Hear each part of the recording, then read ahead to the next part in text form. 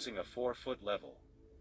To make sure the shims are perfectly level for an easier installation.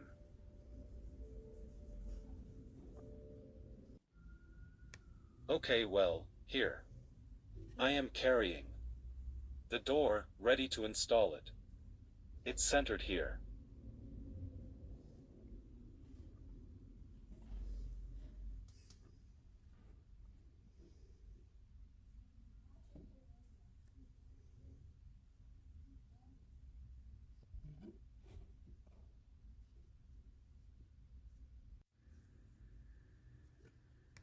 Here I am with a level on the corner of the wall and the door.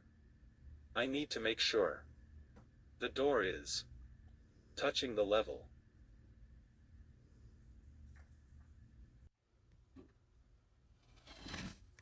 Okay, I make sure the door is properly aligned, then I screw it in with thin screws so I don't damage the door trim.